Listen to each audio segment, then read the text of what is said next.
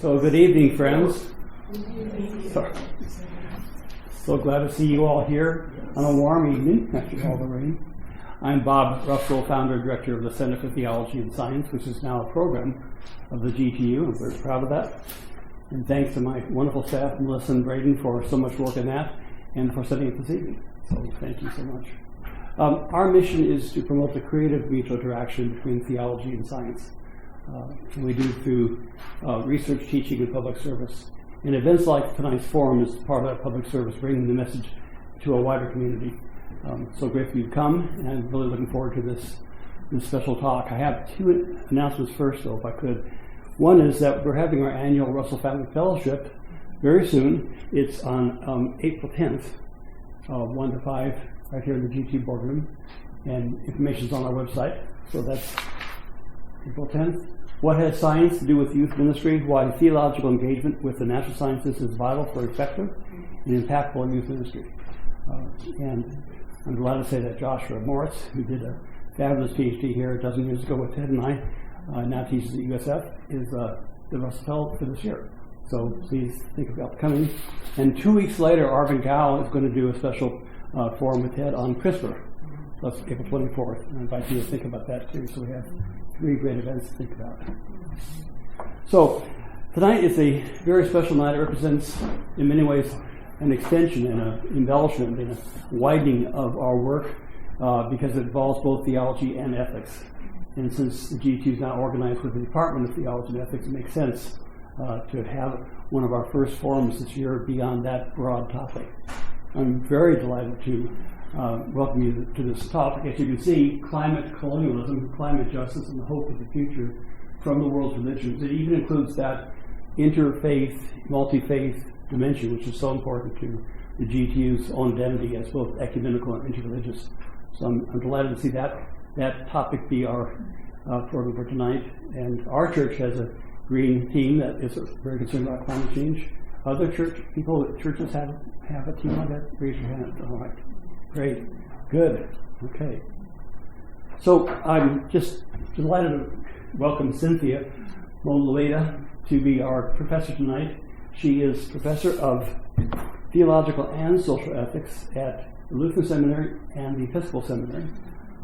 Member of the court, faculty, a good friend, and I'm really looking forward to your presentation. Our format, as you probably know, is she'll speak for upwards of an hour, and then we'll have a while, 15, 20 minutes, maybe perhaps a little longer, for Q&A. I'll moderate that, and we'll see how it goes.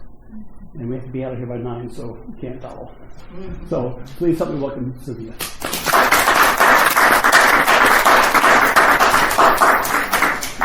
Thank you. Yeah.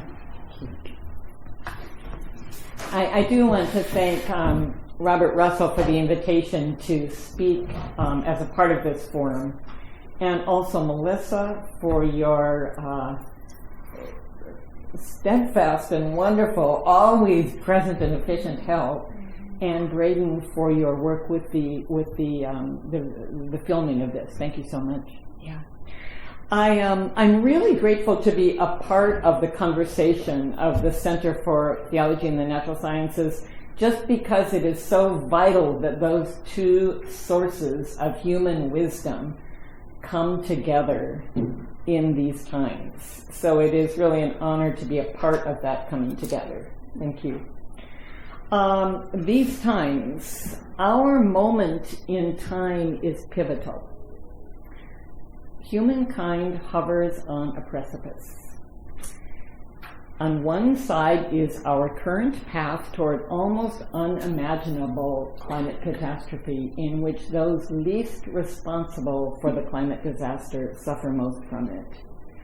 But on the other side is the potential before us, and that is a world in which all people have the necessities for life with dignity, and Earth's ecosystems can flourish. Never before has humankind faced the epic choice that we now face. In these morally momentous few years, all fields of human endeavor are called to bring their resources to the great work facing our species. That is to forge a regenerative relationship between humankind and our planetary home, and to do that in ways that build equity among human beings. Where something great is asked of humankind, something great is asked of Earth's great faith traditions. That is religion. A basic role of religion in the 21st century, the early 21st century, is to plumb the depths of our traditions for moral, spiritual power in the quest for regenerative Earth-human relations. This evening, we examine that role of religion. But first, I ask you to make a preliminary and very painful move. It is a crucial step in the moral life.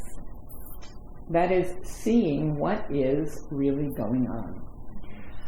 In particular, realities that are cleverly hidden by the blinders of privilege, in this case, climate privilege.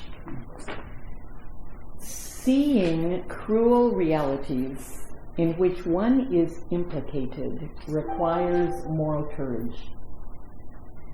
Seeing in ways that build moral power rather than despair or powerlessness requires wisdom. So I ask you to step with me with courage and wisdom to face the unfaceable. This will be part one of my comments. It is not where we will end up this evening. We will end up in the land of hope, and that will be parts 2 and 3, entitled Religion as Key and Religion Recast. So as we go on, I'd ask you to bear in mind 2 things. One, we are talking about the impact of our lives, not our intentions. And secondly, we are talking about the impact of our collective lives, not just our individual lives. Okay on that? Mm-hmm. So on to part 1, facing the unfaceable. The human species, or rather the high consuming among us, has through climate change become a menace to life on Earth. The credible scientific community is of one accord about this basic reality. Less widely accepted, however, is a corollary point of soul-searing moral import. It is this: in general, the people devastated by climate change are not causing it. The race and class dimensions of this injustice are stark. Caused overwhelmingly by the world's high-consuming people, climate change is wreaking death and destruction first and foremost on impoverished people, who are also disproportionately people of color. The island nations that will be rendered unlivable by rising seas, subsistence farmers whose crops are lost to climate change, and many coastal people without resources with which to protect against or recover from climate-related storms are not the people in general largely responsible for greenhouse gas emissions, nor are they for the most part white. Some time ago, I was invited to India to work with religious leaders on matters of eco-justice, and there I could share a million wonderful stories. Here I will simply note that they gently taught me to see climate change as climate colonialism. Climate change, declared one high-level Indian leader, is caused by the colonization of the atmospheric commons by powerful nations and the powerful within them. They have emitted and continue to emit greenhouse gases beyond the capacity of the planet to withstand. However, communities with almost zero footprint bear the brunt of the consequences. End quote. This is someone, a major leader in the National Council of Churches of Northern India.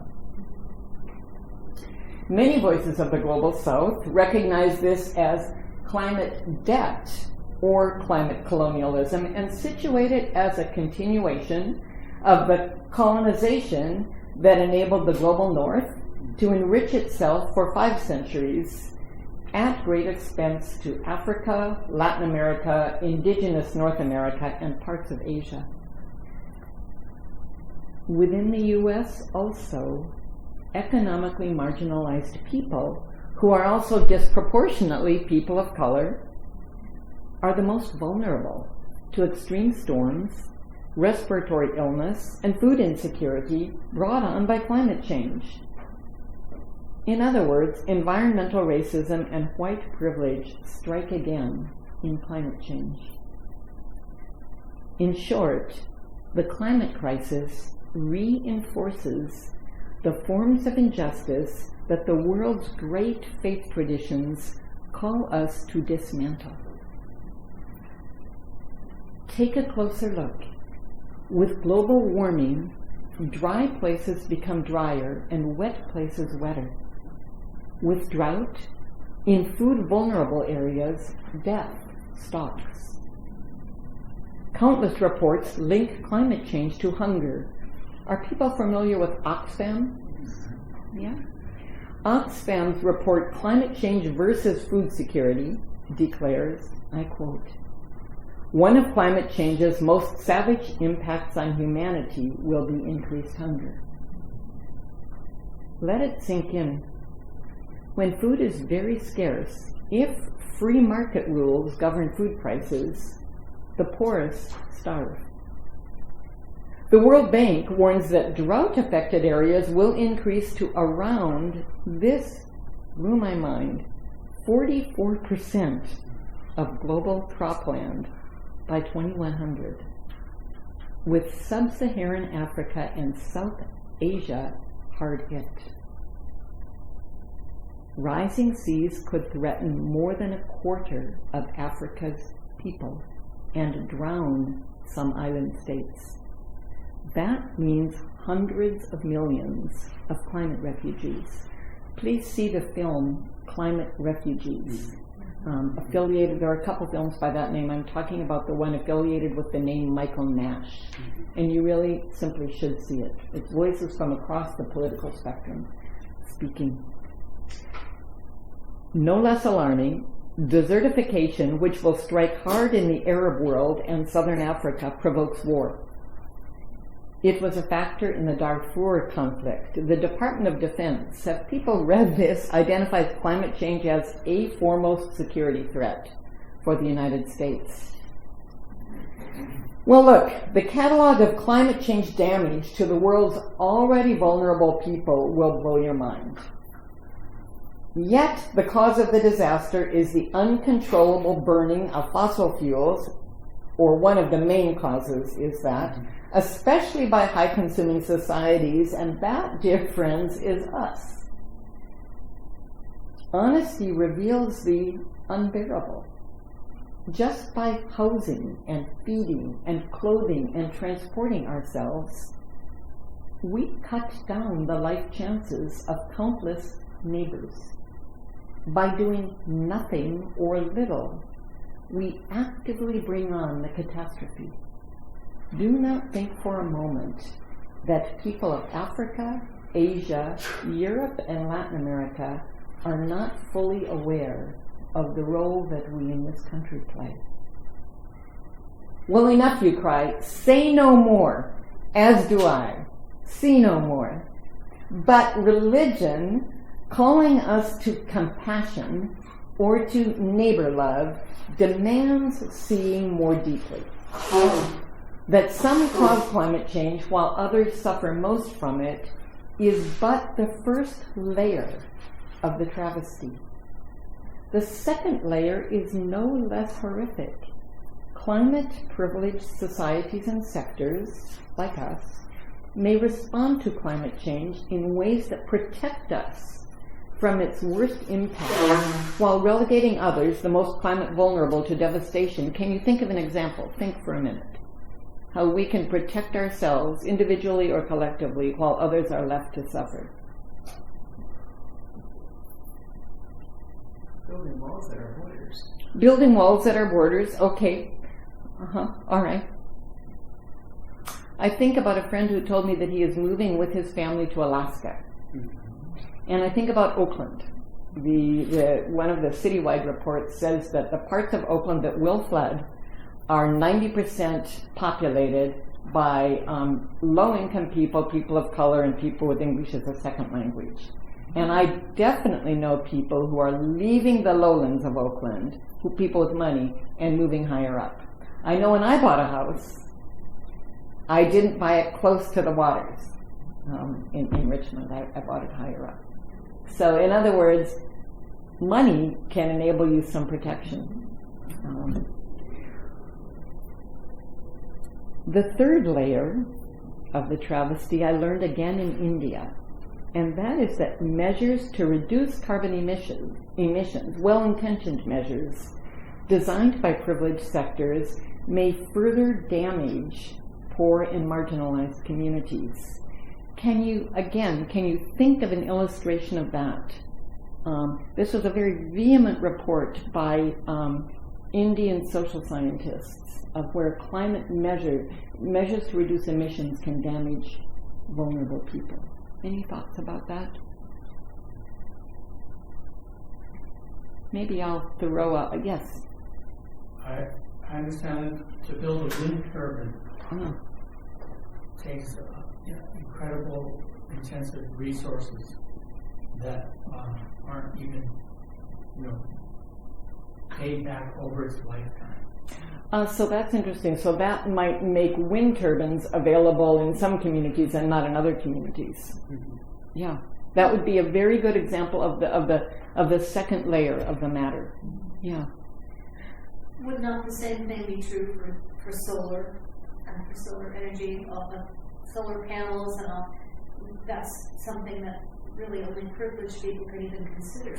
It's interesting. There's a project now in Richmond, and I wish I could remember the name of it, that is dedicated to building solar panels but employing very marginalized African American men in the process and making the solar panels more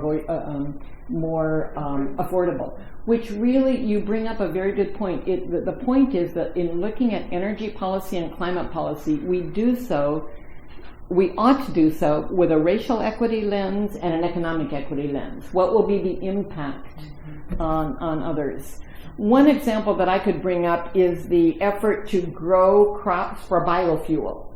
And that was an effort to reduce emissions through petroleum, and yet then land gets used for biofuel that isn't used for food crops.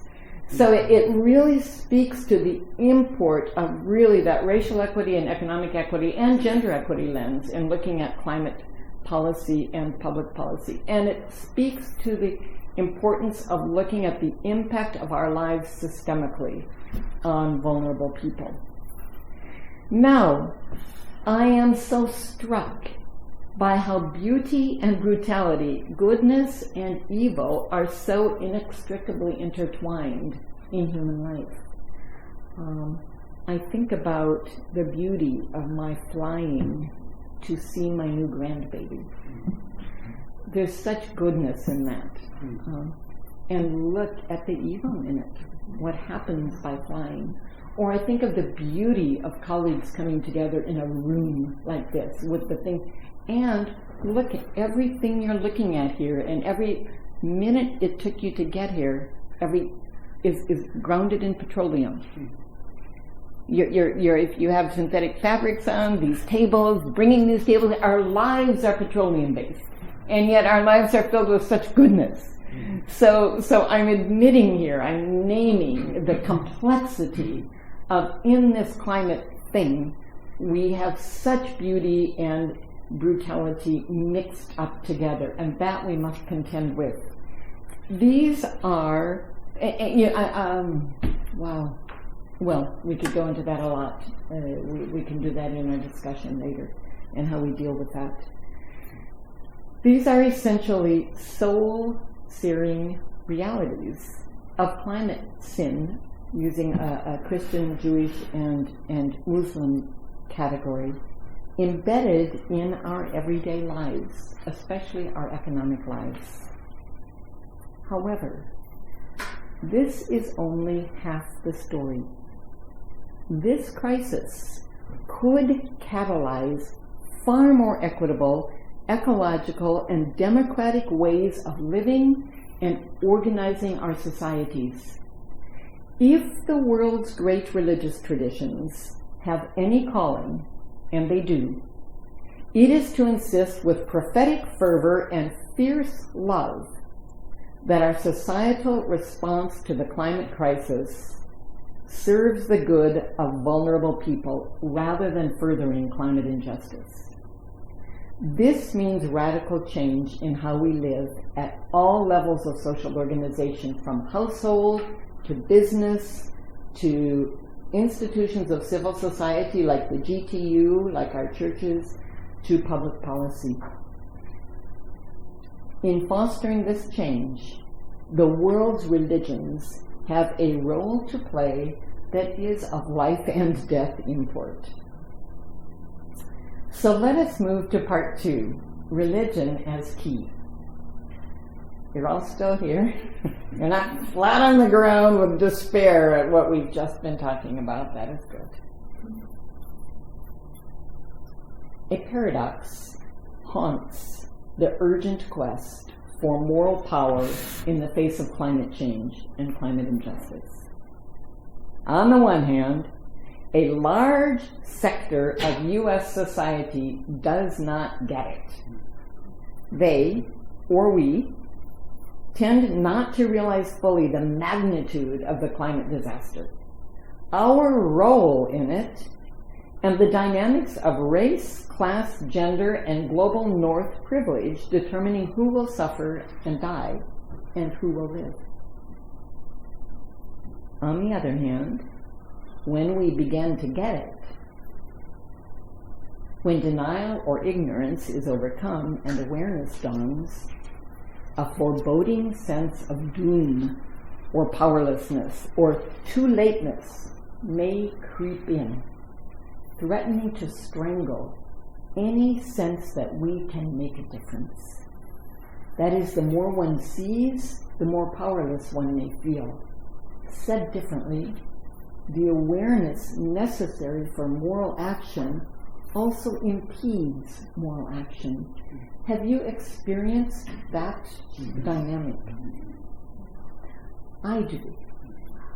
The more I know, the more the systems that keep it in place seem so impenetrable. Moral action requires both seeing reality for what it is in order to take responsibility for it, and a sense of hope and power to make a difference. I cannot overstate the crucial nature of both.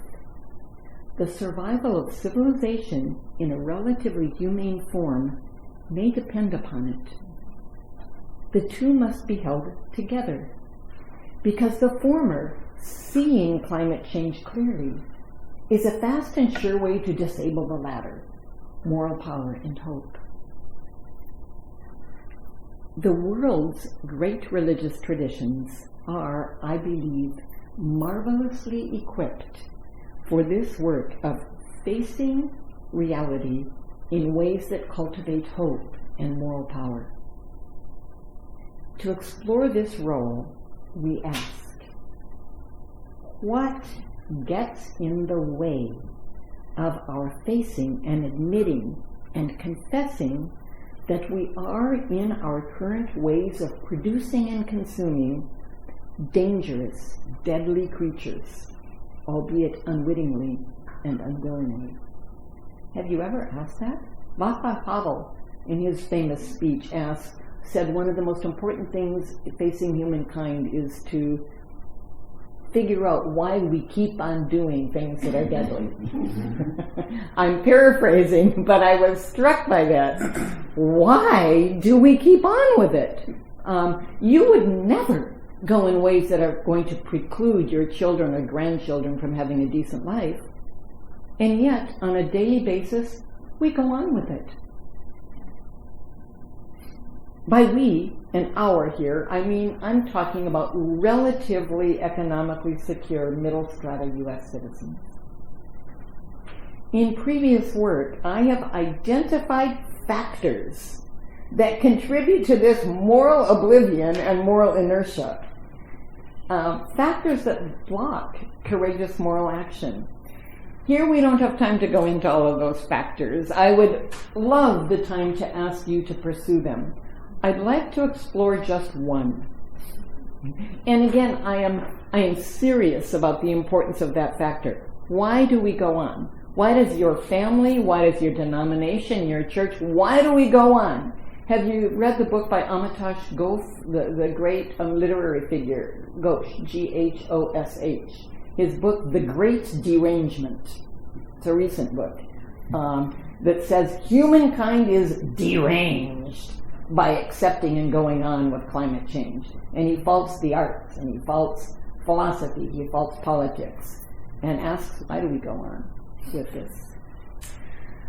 So I'd like to explore with you just one factor. People, including me, flee from the shame or guilt or sense of impotence that seeing clearly evokes. The consequences of climate change as experienced by millions of people today are dire. And the projected consequences, unless emissions are reduced much more rapidly than is called for by current negotiations, are catastrophic, unthinkable. Moreover, the warming that has been set in motion cannot be undone. The reality that our way of life is destroying Earth's capacity to sustain life is too terrible to face. We flee into the comfort of ignoring, pretending that life can go on as it is. We cannot bear for long the idea that we have generated so much horrific suffering, that we are undoing Earth's life-generating capacities. We cannot bear to see ourselves as so bad. For some, the specter of unredeemability haunts. Will we face ultimate judgment for having so cravenly destroyed so much? A sense of powerlessness joins shame and guilt when we dare to acknowledge the power of the fossil fuel industry to influence public policy, and the extent to which every action of daily life depends in some way upon petroleum. The threat of shame, guilt, powerlessness is a potent moral blinder. What would disarm the power of shame, of guilt, of powerlessness? What would enable facing the reality of what we are doing while also sowing hope and moral, spiritual power to do differently? Perhaps this is the responsibility of the world's religious traditions. Religion, at its best, has long been a wellspring of hope and fierce moral power for overcoming seemingly insurmountable odds, and for acknowledging both the evil and the good that inhere in the human condition. Precisely here, in the crucible of good and evil, the paradox of bondage to what Christian and Jewish and Muslim traditions call sin, the bondage of sin and freedom from sin, perhaps here religions are called to search their depths for potent seeds of hope and moral power for the work of ecological healing. I am not alone in the conviction that at this turning point, and I mean this year and the next very few years, maybe 5, at this turning point in the history of a species, that at this point the gifts and capacities of the world's religious traditions are called to the fore. Why religion? Different theorists respond differently. The renowned novelist and essayist that I just mentioned, Amitav Ghosh, argues in his book The Great Derangement, and he's not a religious person at all. He says one of his fountains of hope is religion. So one asks, why are you calling upon religion? He says that religion will be key in addressing climate change if we manage to do so, because religions have existing communities and networks able to mobilize large numbers of people and the potential to transcend the self-interest of nation states and corporate powers. This is a non-religious man calling upon religion.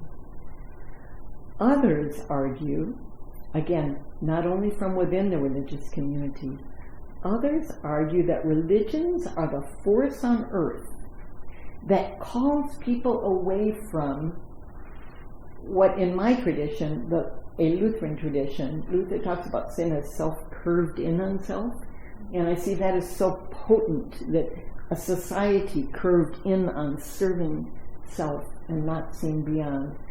Religions, some people say, are the force that can call people away from selves curved in on self and outward to serve a greater good beyond self and tribe. The philosopher Roger Gottlieb asserts that religion has the necessary language and concepts and images, the frames, to express the grief, the lament, the pervasive presence of systemic sin, and hope for the future that are requisite for human capacity to move forward out of times of great distress. I would argue that every great faith tradition has particular insights and claims that could aid in the movement toward climate justice and that have power and bearing outside of the particular traditions, or at least not only within the particular traditions. In other words, I'm suggesting to you that religions have potent claims that serve not only the religious tradition but also beyond it. Now I know that raises all kinds of questions about how a religious claim can speak in a pluralistic public to serve the widespread good. And we can begin now theorizing those questions, but we don't have time right now to theorize them. We can do that perhaps in the question and answer time. I would rather simply like to illustrate what I mean by claims from within a tradition that can speak within it and beyond it. And I can illustrate best from my own set of traditions, which is Christianity's, but I also bring a couple of illustrations from other traditions. I understand Christianity's, like any religion, to house many theological anthropologies. All religious families are vastly diverse, including in their theological anthropology. I would like to share just one Christian theological anthropology that in my own life and my own struggles with despair about systemic evil, I have found to be infinitely life-giving. It is an understanding of the human being as three things at once. One, we are indeed broken by what Christianity calls sin, including systemic sin such as climate sin or climate injustice. Yet, we are at the same time beloved. beloved infinitely by a love that will not cease in all the endless ages to come, and that cannot be undone by anything we do or fail to do, as individuals, as groups, as a species. We are beloved by that great mystery that goes by many names. And third, we are body of that love, which in the traditions out of which I speak is inherently a justice-seeking love and an earth-honoring love. This love, according to some Christian, Jewish, and Muslim traditions, is indeed the transformative power of the universe. And it is luring creation from the way things are toward the way things could be. In other words, towards our destiny of, according to this tradition, a destiny of union and communion with divine love, or a destiny of social and ecological orders that embody the great shalom of wholeness and peace and justice and flourishing for all. That the this is the third face of the human, that the transformative power of the universe, a justice-seeking, earth-honoring love, is pulling us from where we are toward that destiny. That's the meaning behind Martin Luther King Jr.'s great image. It wasn't actually starting with him, of the arc of the universe is for justice. Him articulating that claim in non-religious or non-specific religious language. Now, this face of the human, body of that love, is a tremendous statement about moral spiritual power. The tradition claims that that capacity is breathed into us by the ruach, the breath of God.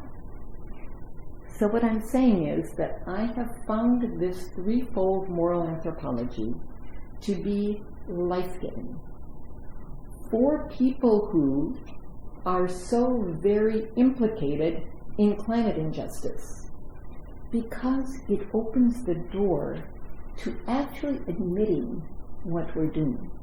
In other words, to put it bluntly, perhaps I can admit, we must admit what we're doing to change and stop it. Perhaps I can admit that side of me broken into being death-dealing by the way I live.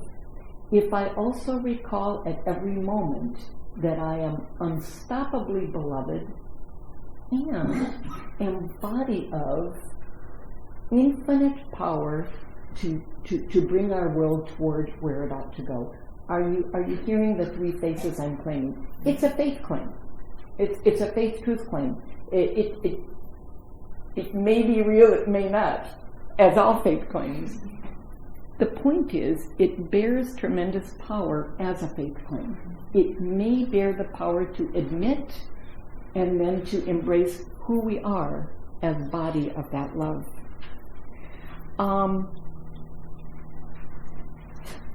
I'd like to suggest two other illustrations of claims that may bear power beyond their holders.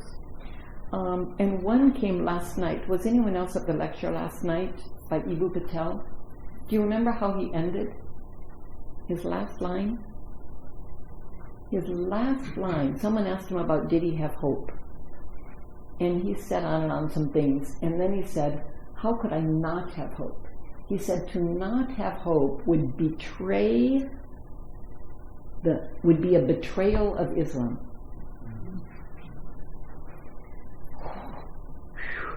That's a claim, because hope, real hope isn't optimism. Real hope isn't saying, oh, it looks good, things are looking good. Real hope is saying, even if things are looking so ungood, I will live out the belief that we can move toward where we need to go. That's what real hope is. he said to not hope would betray his tradition. Well, I realized that to not have hope would betray Christian tradition, and from what I know of Judaism, it would betray Judaism. So those are some fierce statements about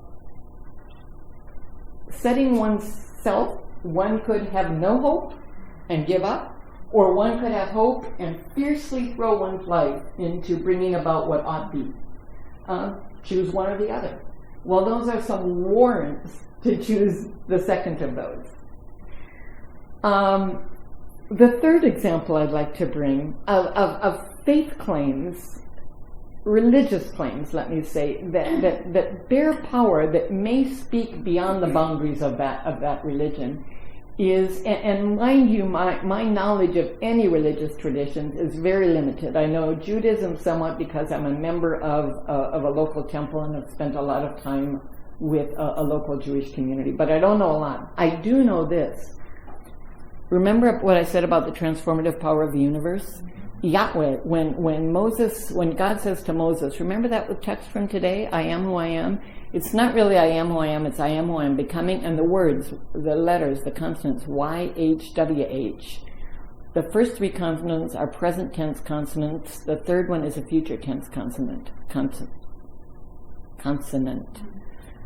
So one can read that word itself as I am, the transformative power luring the present into the future. Very, very, very, very fascinating. I attribute this to Rabbi Michael Lerner of Tikkun magazine.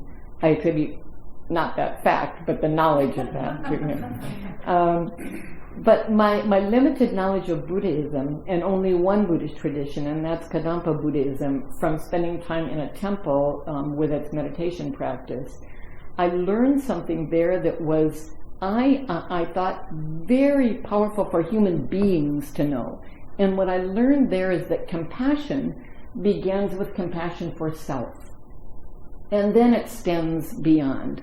Now, if that is true, that is a profound call to compassion for self. So compassion for self as, if we wanted to look at the pinnacle of creators of climate change, it includes us. To me, some compassion for us is a seed or an ingredient of moral power to change us. So that's another example of a religious claim that I think bears meaning beyond the tradition of simply Kadampa Buddhism. Well, that said, let us move to what I am calling part 3 of these comments. Religion recast. If religion is to play its role in the great pan-human interfaith task of forging regenerative earth-human relations, it cannot do so in the vestiges of what it has been.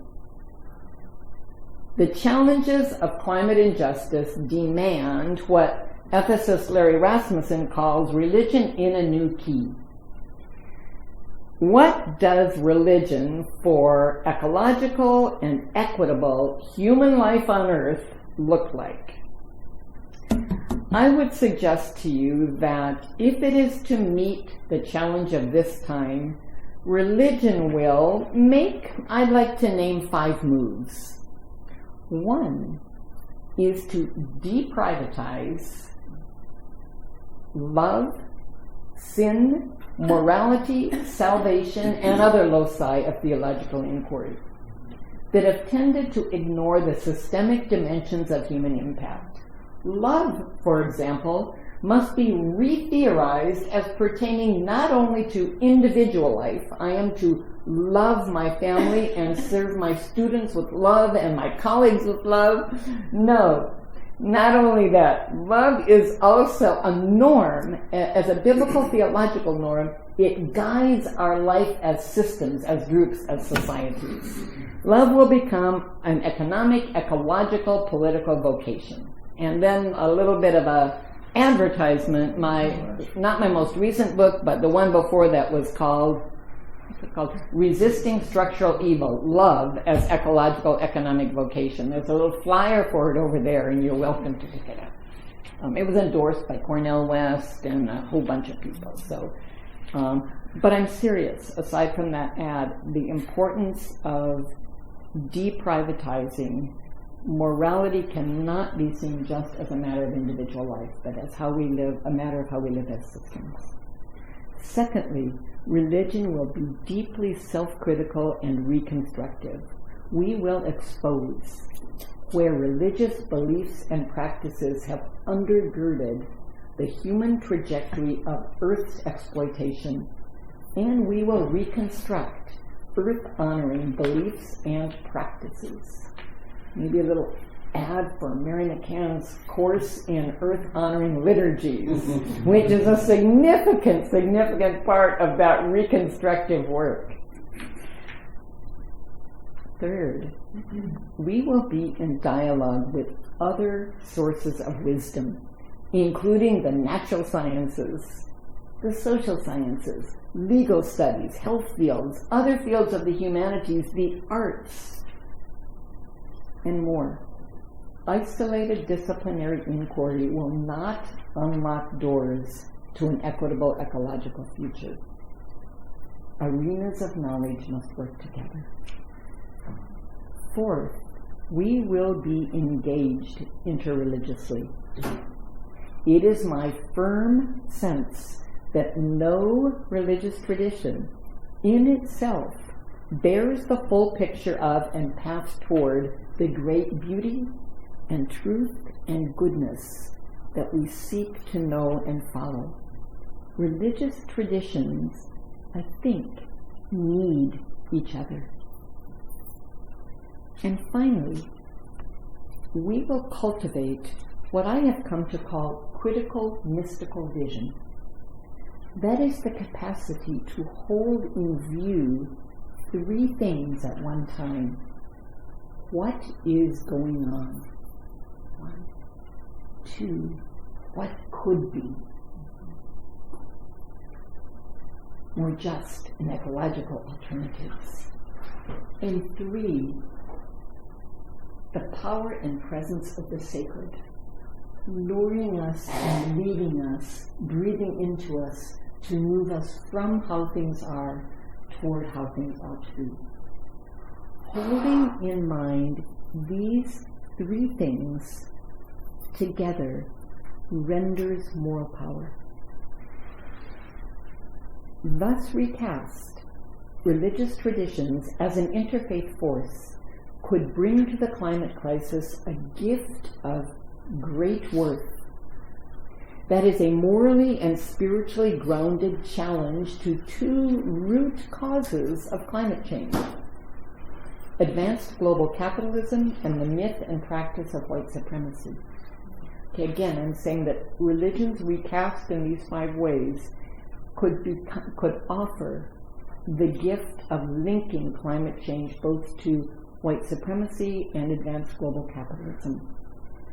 I do not pretend to understand fully the links between climate change and white supremacy, but this much is clear. If the people currently displaced and dying from climate change, and who will die in the next few centuries, in the next decade, were wealthy white Americans, we would not be declaring a 2% rise in Earth's temperature to be within the range of the acceptable. And we would not be pulling fossil fuels out of the earth with rash abandon.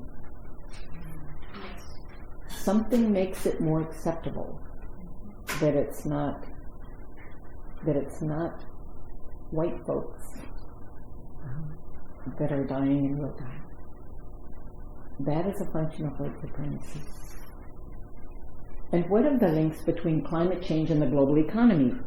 To mitigate climate change significantly, advanced global capitalism and ways of life in accord with it are not an option. Actually, this is not an ideological statement or a political or moral opinion. It is a statement about physical reality. Earth and I'm serious about this, Earth as a biosystem cannot continue to operate according to the defining features of capitalism as we know it today. Capitalism, as it has developed from classical economic theory through neoclassical theory into neoliberalism, aims at and presupposes what Earth can't continue providing. 1, unlimited growth. It's grounded in the myth of unlimited growth. 2, unlimited services provided by the Earth. 3, unlimited resources provided by the Earth. 4, an unregulated market in which the most powerful players are economic players that have a mandate to maximize profit and have the legal rights of citizens and no accountability to body politic. 5th, freedom of individuals to do as they please with economic assets. The Earth can't continue physically, cannot continue to provide or support these requirements of unregulated corporate and finance-driven capitalism. Hence, carrying on indefinitely with it isn't an option. The option is something different. Now, while we have no option, no choice, whether or not economic life will change dramatically, we have tremendous choice about the nature of that change. Wealth could concentrate further, or wealth could, for instance, wealth could concentrate further or become more unconcentrated. Religious traditions, with a commitment to seeing the good beyond self and one's own people, are marvelously situated to insist that the economies of the future serve the ends of social equity and Earth's well-being. Religious traditions are situated to make that demand. So that is just to put out a beginning sense of the links, on the one hand, between climate change and white supremacy and climate change and advanced global capitalism. Now, so I'm saying that religion recast in the ways that I delineated has the capacity, amongst other things, to name those links and move forward. So in closing,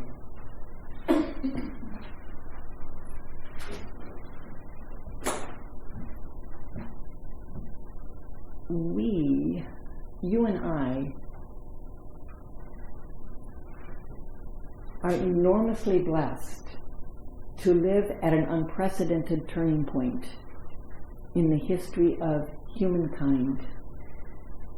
Human creatures alive today, that is us, will determine whether life continues on this generous planet in ways recognizably human and verdant.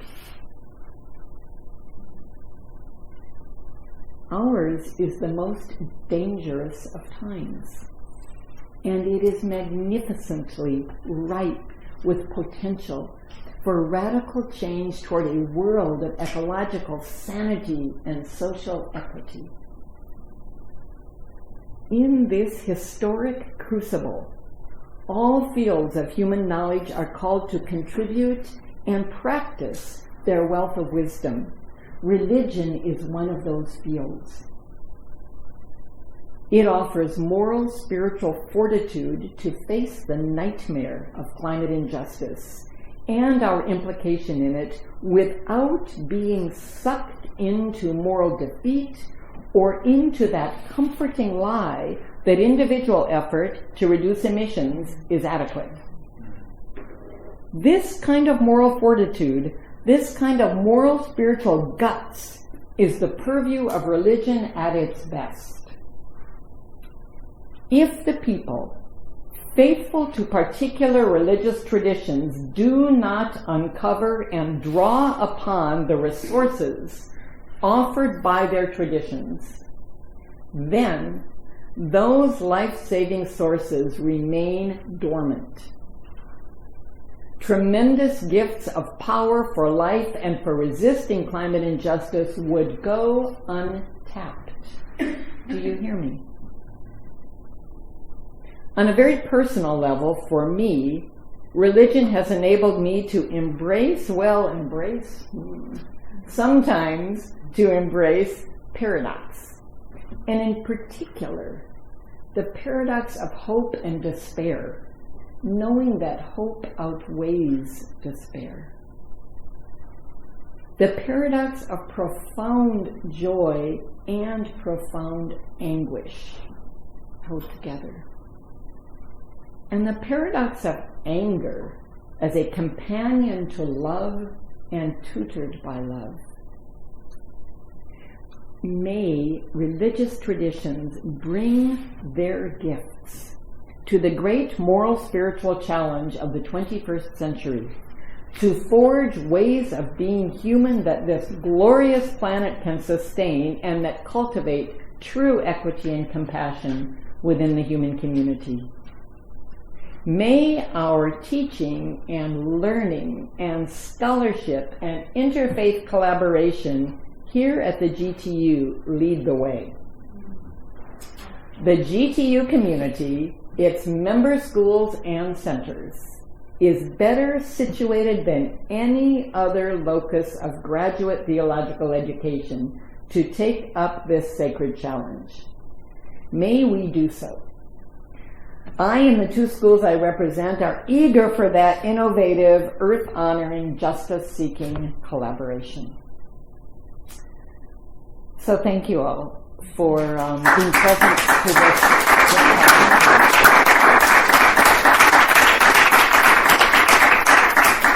Thank you. Yeah. Fantastic. Thank you. We have time for some questions, comments. Ted? I need a pencil or a pen for this one. Thank you so much. Thank you so much. Thanks for an extremely well-crafted and inspiring, totally right presentation. Ted. But let me share something I've been thinking about. Lanny and I were talking just before the talk about Reinhold Niebuhr, who says that we have the capacity as individuals for self-sacrificial love, but groups and organizations don't. Mm-hmm. And I'm thinking about that oil spill in the Gulf of Mexico that was created by British Petroleum somewhat 15 years ago or something, and I understand it's still leaking and polluting the Gulf of Mexico. That seems to me the only way to persuade the petroleum companies to plug up a leak is to exert muscle, political or economic muscle that forces them against their own profiteering to do that. Do you have any middle axioms that will get us from love to whatever it would take practically to make something like this happen?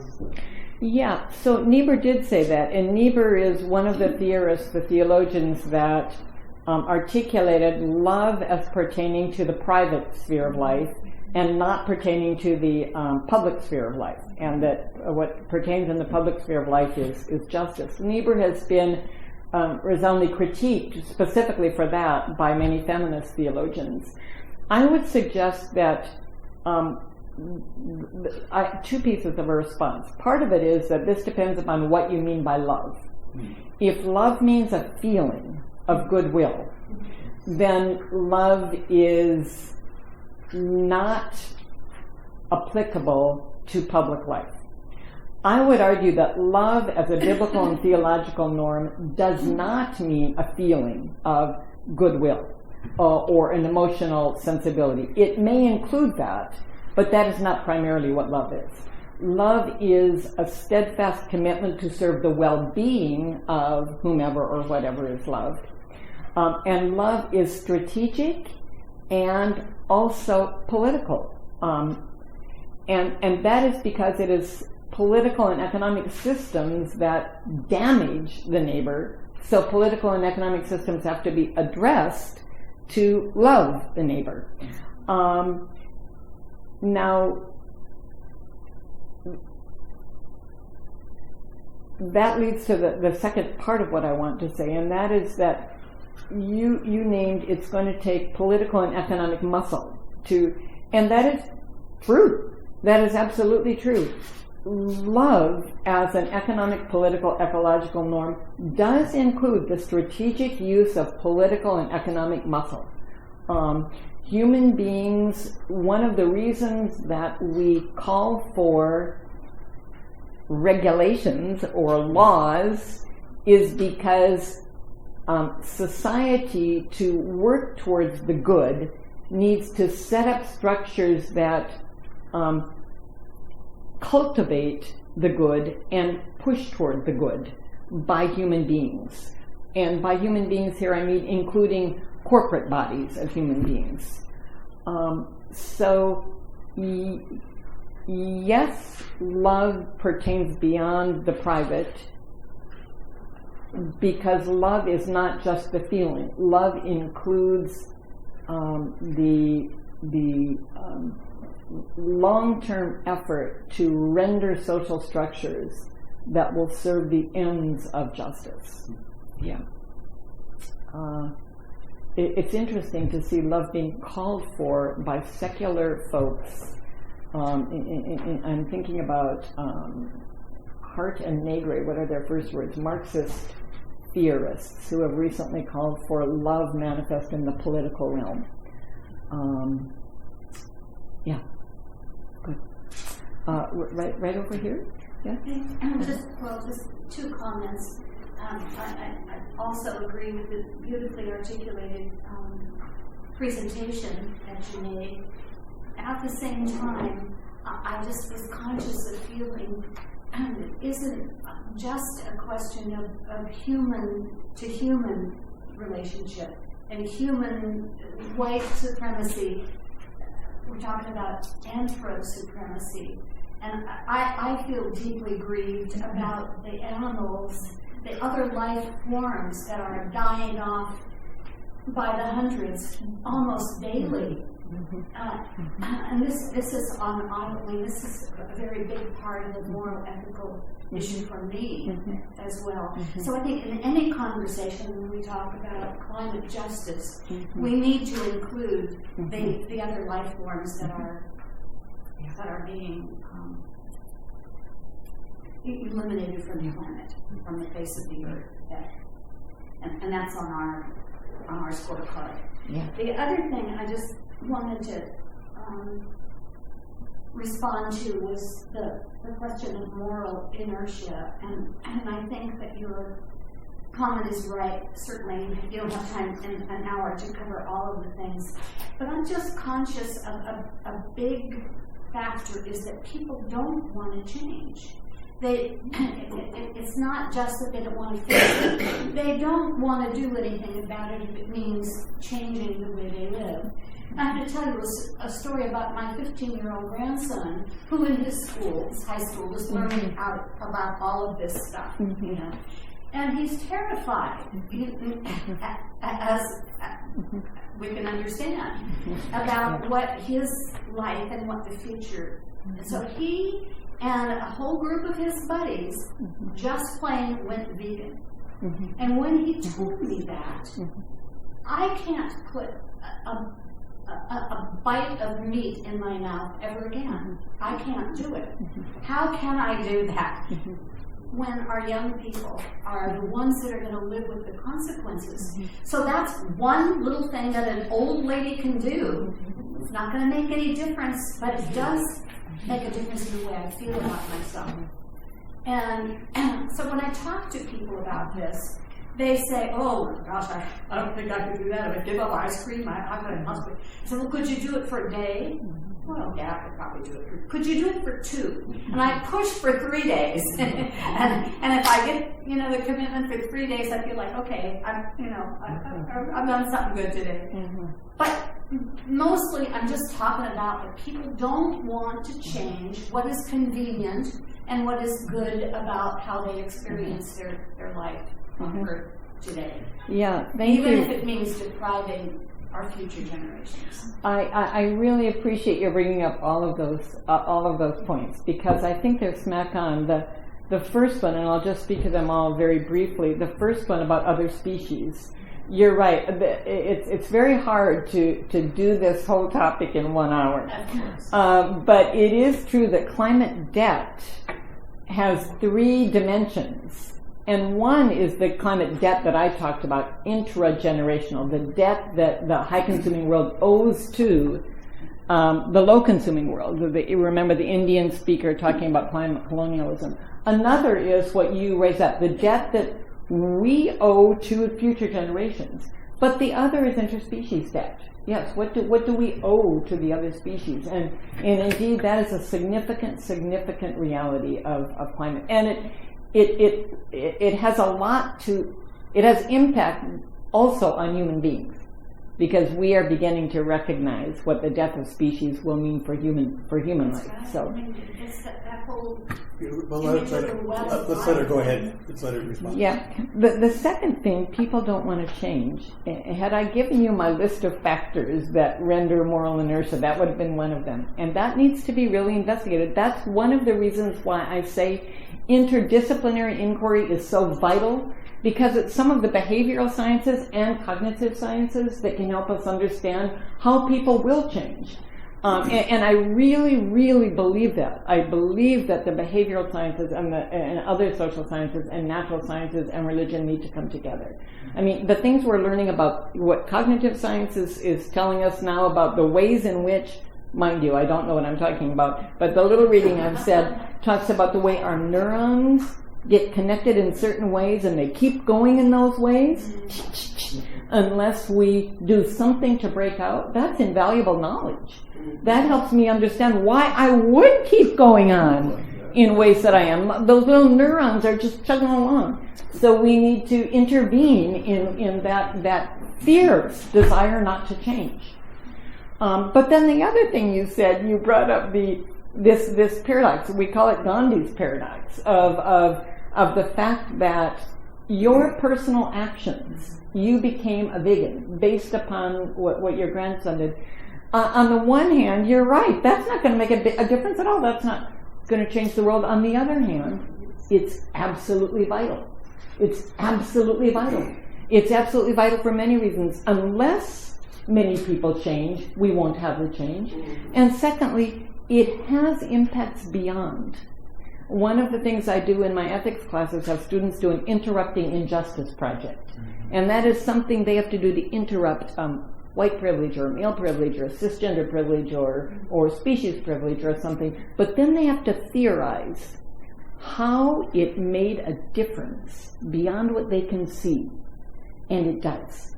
So there's a paradox that our individual, and I have students that say we just need lifestyle change, and others say no, we need public policy, systemic change. And I would say we need the both, and they impact each other. Another example would be, I remember in Seattle when people started riding bikes and carrying their little babies behind them in their bikes. You've seen that? And that's dangerous. And yet lifestyle change, well, what happens?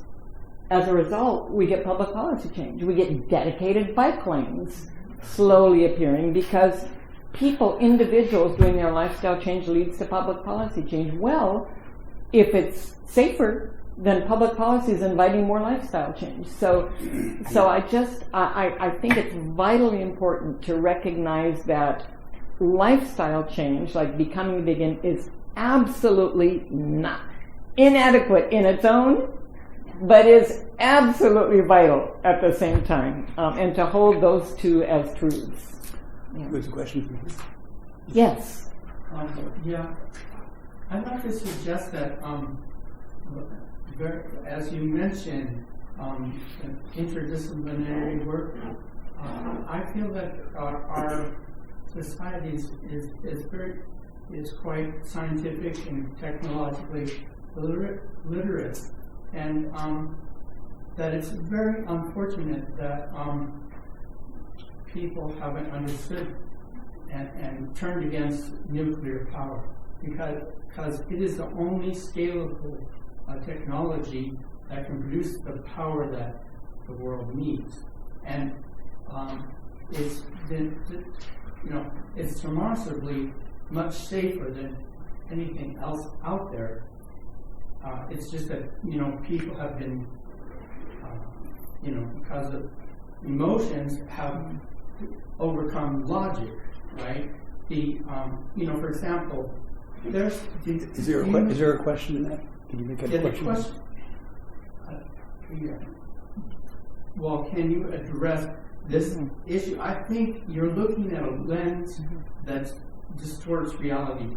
I think that it's capitalism in Africa that lifted, and China and India, that lifted millions of people out of poverty. And well, let's let a response from a lens of white privilege and these kind of things.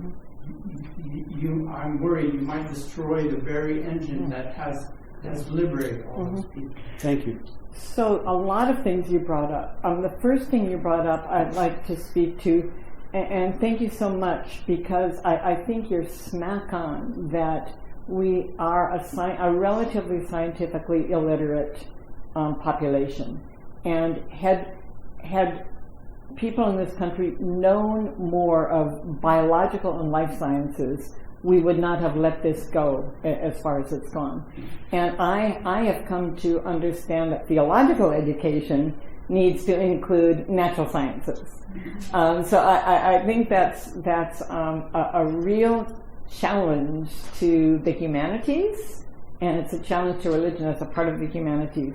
The second thing about nuclear power, I think it's a whole other conversation what forms of non-fossil fuels are the way to the future.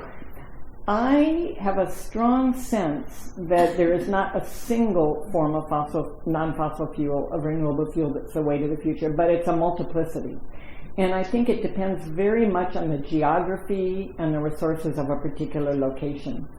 One resource to which I would refer people, and I haven't read it fully, but it's a relatively new book called Drawdown. Oh, yes. And it's a worthy resource for looking at the multiple levels of it's science and based, looking at multiple means of drawing down the carbon in the air and minimizing emissions. And then what the question about capitalism, that's a whole nother question. I would say that it in part it depends upon what we mean by capitalism. Because neoliberal, corporate and finance-driven capitalism was not the form of economy that started raising the GDP of China. It was a much more regulated form of opening the economy.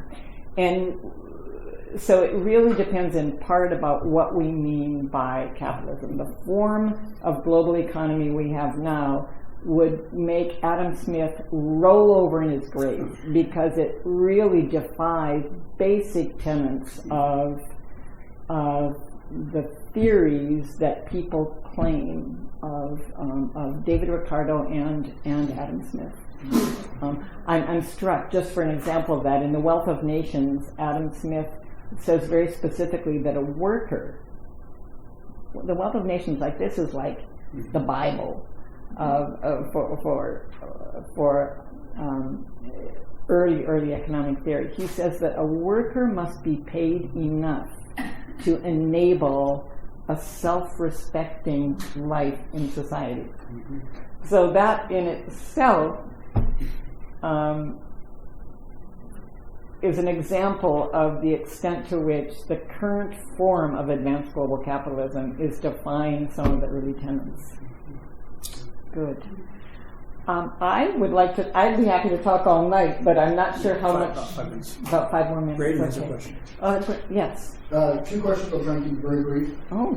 First, it seems to me that climate change falsifies Rawls's different principle. So how do we actually bring about politically the sense that concentration of wealth is permissible if it leaves people better off those are a disadvantage? Because it's Wait, clear that is not the case.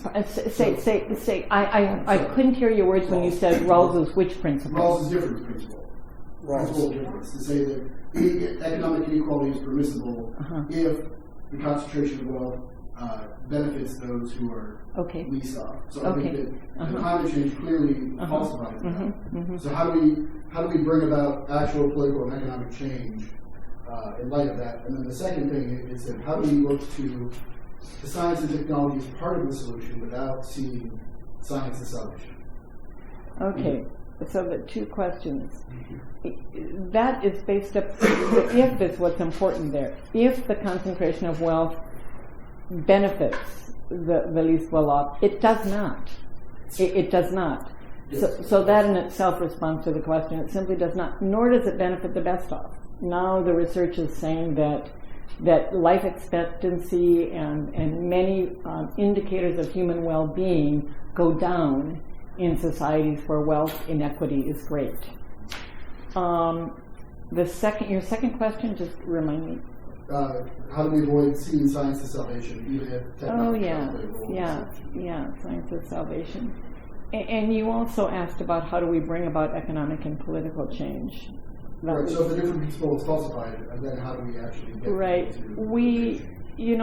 that's a whole, these are huge questions, but how do we bring about economic and political change? I think part of what we do is we recognize that change requires action on multiple levels. We need to demystify political and economic change a bit. And one way of demystifying it is saying, okay, it includes change in corporate operations, it includes change in public policy, it includes change in civil society institutions, and it includes change in worldviews and principles and policies. And there are many what I call fingers on the hands of social change, and different forms of action are called for, and they enable each other. And one of the great mitigators against change is when people say that their form of action is the only form of action. So we need public policy advocacy. We need community organizing. We need lifestyle change. We need economic advocacy, that is shareholder advocacy, boycotts, etc. We need Bible study and theology and liturgy. So those are just 5 fingers, but to me, one of the vastly important recognitions is that these fingers work together.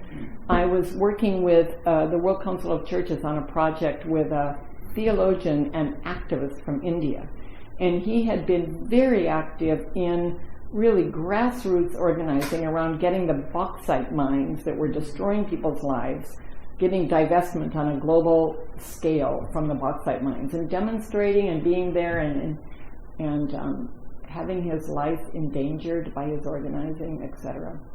And we were talking, and I said to him, William, in my country, there are many people with money that don't even recognize the plight of impoverished people,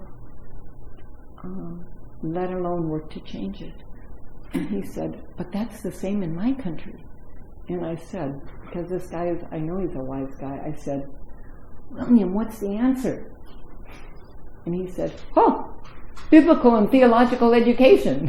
And so here's this guy that's been up in the trenches risking his life. So what I'm saying is that there are multiple strands, and that doesn't mean that everybody has to do everything. It means that everybody in doing their thing needs to recognize the interface with other forms of action. Then the third thing, without seeing science as salvation, there again is a paradox. One great danger is to say science and technology are going to solve this for us. But it would be equally dangerous to say we don't need science and technology.